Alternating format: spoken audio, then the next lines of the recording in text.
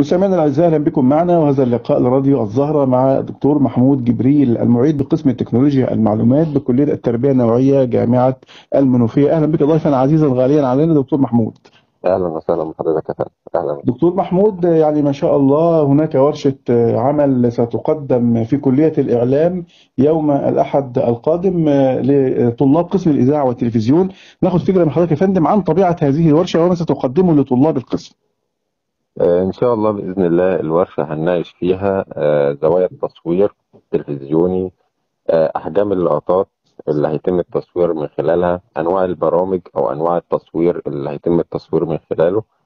هناخد فيها برضو حركات الكاميرا، ازاي الطالب يمسك الموبايل ويصور بيه. هناخد فيه بعض الادوات الحديثه المستخدمه للتصوير. هنستخدم أو هيكون تركيزنا بشكل كبير على الموبايل بصفته أداة تكنولوجية حديثة، نظرا لعدم قدرة بعض الطلبة إن هم يشتروا الكاميرات، نظرا لأن طبعا سعرها غالي جدا.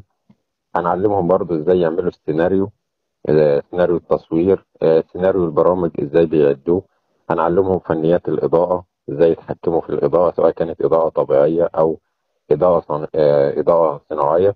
شاء الله هيكون في برزنتيشن في تفاصيل كتيرة جدا لكل محتويات الورشة.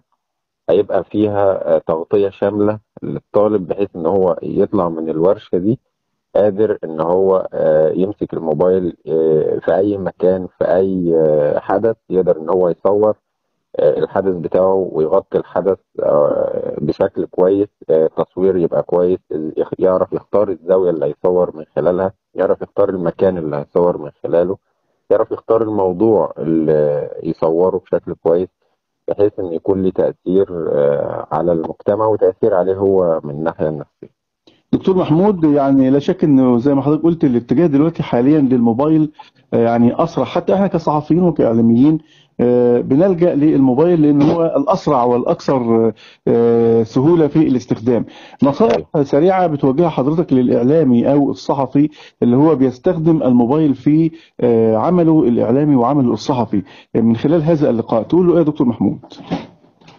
اقول لحضرتك ان هو طبعا لازم لما يجي يستخدم الموبايل بسرعة جدا، لان طبعا الصحفيين والاعلاميين عليهم دور كبير جدا في التأثير على الناس. الموبايل تحت ايدك وسيلة سهلة جدا وسريعة جدا في نشر الاخبار بسرعة جدا.